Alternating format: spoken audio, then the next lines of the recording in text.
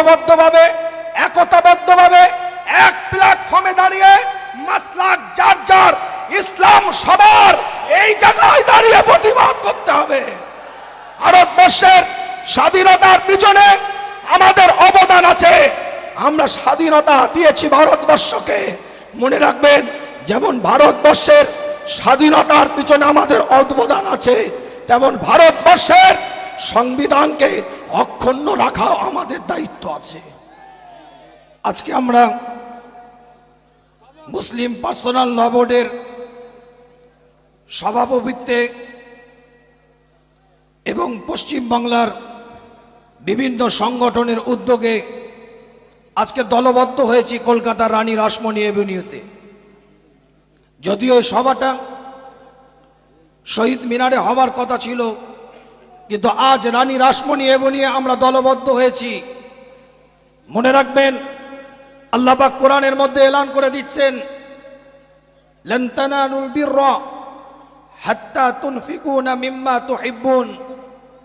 আল্লাহ কোরআনের মধ্যে জানিয়ে দিচ্ছেন, ততক্ষণ পর্যন্ত তোমরা আল্লাহর কাছে প্রিয় হতে পারবে না, ততক্ষণ পর্যন্ত তোমরা কল্যাণ করতে পারবে না নিজেদের, যতক্ষণ পর্যন্ত তোমাদের ভালোবাসার সম্পদ থেকে আল্লাহর রাস্তায় কিছু না ব্যয় করছো, ততক্ষণ পর্যন্ত তোমরা আল্লাহর দরবারে কল্যাণ হতে পারবে না, আল্লাহর দরবারে উত্তম হতে পারবে না। আজ ভারতবর্ষের যে ওয়াকফ আইনের উপরে হস্তক্ষেপ করা হচ্ছে, মনে রাখবেন, এটা কারো বাবার সম্পত্তি নয়, এটা আমাদের পূর্বপুরুষের রক্তের পানি করা অর্থ দিয়ে আল্লাহর রাস্তায় ব্যয় করে গেছে। নারায়ে তাকবীর, নারায়ে তাকবীর।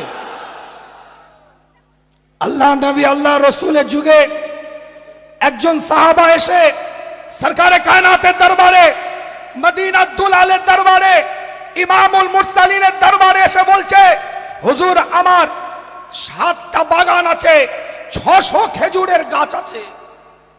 আল্লাহ নবী আল্লাহ রসুলের দিকে তাকিয়ে বলছে, হুজুর কি করব?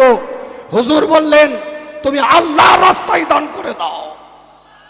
ওমর ইবনুল খাত্তাব রাদিয়াল্লাহু তাআলা আনহু তিনি হুজুরের দরবারে এসে, সরকারে কায়নাতের দরবারে এসে, মদিনাত দুলালের দরবারে এসে বলছে, হুজুর আমি খাইবারের বুকে একটা সম্পদ পেয়েছি, সেই সম্পদটা কি করব?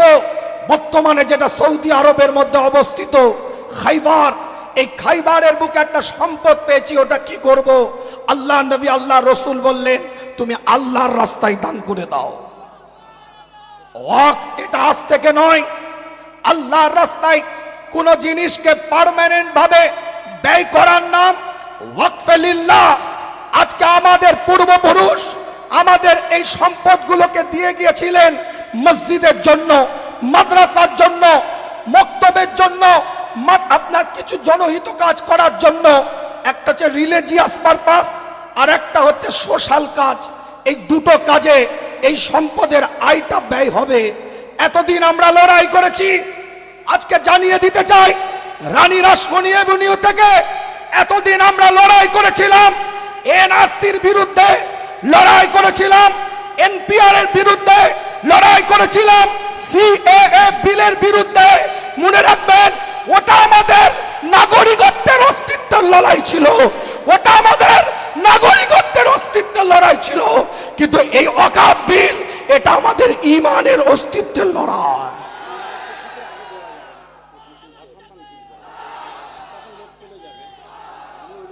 এই ঈমানের অস্তিত্বের লড়াইয়ে আমাদের আগে আসতে হবে।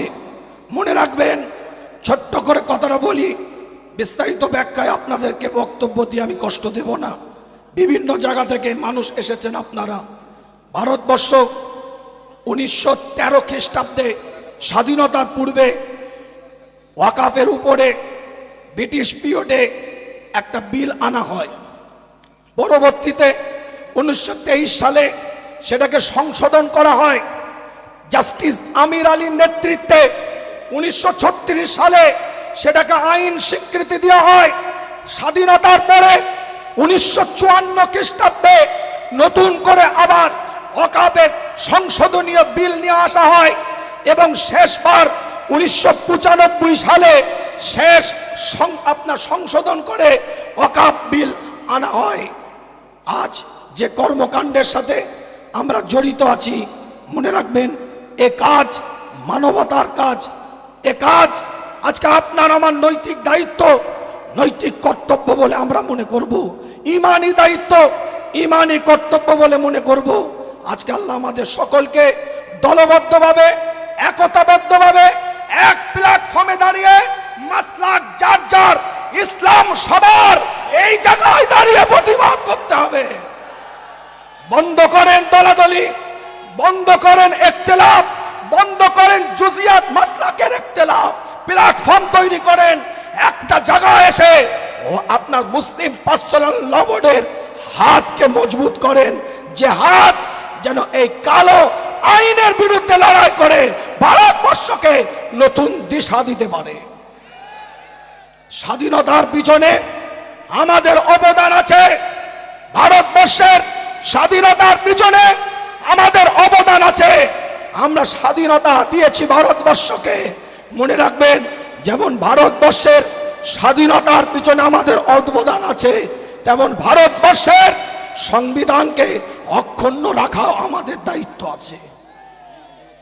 শেষ কথা বলে দিয়ে যাই, যেমন ওয়াকফ সংশোধনীয় বিলের বিরুদ্ধে আমাদের কথা বলতে হবে, ঠিক তেমন ভাবে রাজ্যের বুকে যে সমস্ত ওয়াকফ সম্পত্তি ব্যাড ইউটিলাইজ হচ্ছে, খারাপভাবে ব্যবহার হচ্ছে, যে পারপাসে ব্যবহার করা দরকার সেই পারপাসে ব্যবহার না হয়ে হস্তক্ষেপ করে ক্ষমতার পাওয়ার দেখিয়ে নোংরামি করছে, তাদেরও আমাদের বিরোধিতা করতে হবে। রাজি আছেন? রাজি আছে? তাকবীরে ধ্বনি দেন, নারায়ে তাকবীর, নারায়ে তাকবীর। আল্লাহ আমাদের সকলকে কবুল করেন। মঞ্চে উপস্থিত জামিয়াতে উলামা বাংলার বর্তমান সভাপতি আমার পীর আল্লামা মুফতি ইমরান উদ্দিন সিদ্দিকী ভাইজান আছেন। আমার কামরুজ্জামান ভাইয়ের দায়িত্ব নির্দেশনায় সুন্দর এই প্রোগ্রাম হয়েছে, বিভিন্ন সংগঠনে সহযোগিতায় হয়েছে। সকলে দলবদ্ধভাবে যখনই ডাক দিবে এক প্ল্যাটফর্মে দাঁড়িয়ে আসার চেষ্টা করেন। ওয়া আখির দাওয়ানা আনিল হামদুলিল্লাহি রাব্বিল আলামিন।